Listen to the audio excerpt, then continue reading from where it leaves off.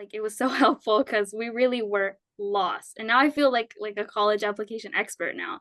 Like I feel like I can help other people apply to college because I have all these like tips and tricks that you guys gave to me.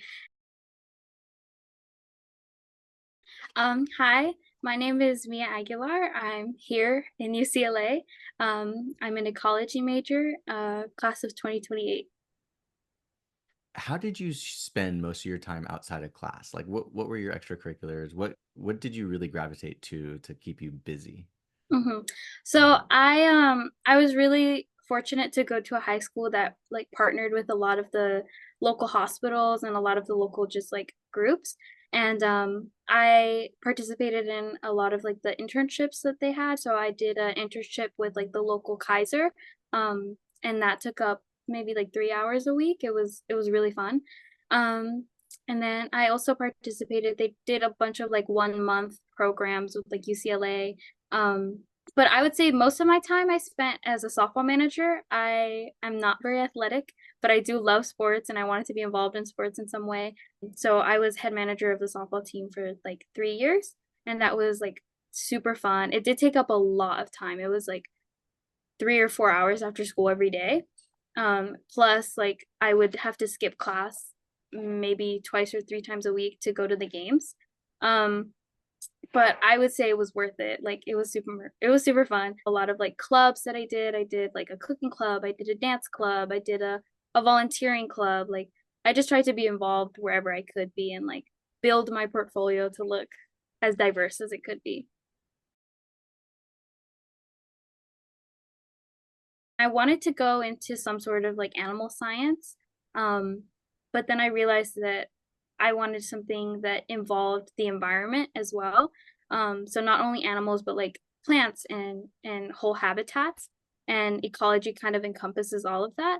I knew I wanted to go into STEM, and I knew I wanted to go like maybe into veterinary work. And like one of the recommended majors is ecology, like the ecology, biology, and animal science. And UCLA doesn't offer animal science, but I think I prefer the kind of bigger picture biology that ecology offers, rather than kind of like the molecular cellular stuff that I would have done in biology. But I think like the thing that influenced me the most was I was just doing research. Like I was doing a lot of research on what the program offers, like specifically each program. And UCLA has a thing like in our senior year, we spend an entire quarter doing field biology. Like, and you get to pick between marine biology or marine ecology or forest ecology. And that program really drew me in, and that's why I applied to ecology here. Was there something that as a young child was maybe instilled in you value wise or just work ethic, or can you think of anything that you learned that allowed you to become the type of person who you are today? I think a lot of it is just kind of like my family dynamic. I'm an only child. So there kind of wasn't an option about going to college. It's like go to college. Like you are the shot. Go to college. But I also just always felt like really inclined towards learning. Like as a kid, I was those kids who would watch like the YouTube documentaries all the time about like random animals. And that really kind of influenced me towards STEM and influenced me towards like learning. Um, I also really liked reading as a kid. Like I feel like that helped me a lot because I feel like I developed like my vocabulary and my ability to write pretty early, and that made it more enjoyable for me. Um, so I would say like the skill that has helped me the most has been being able to like read and write efficiently. Um, because that makes it feel like it's not a chore, and it makes it easier to actually like get words out on paper, which is such a big thing for applying to college, like going through the process of getting into college and being in college is like all writing. So I feel like that was the biggest thing. I would say I think it's important to just like go out and try things, because there are people that college is not for you, and that's perfectly fine. And there are people who college is perfect for them, and that's like a great too. And I think it's just important to go out and try to experience these things and like joining a lot of clubs, joining extracurriculars, and really finding like what brings you joy and what makes you happy to learn. And you can't really do that if you're not putting yourself out there and trying.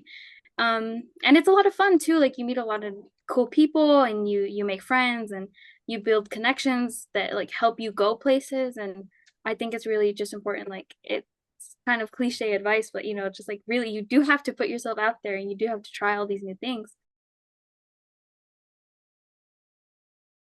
So my mother and my father are both immigrants. They didn't go through traditional schooling here in America.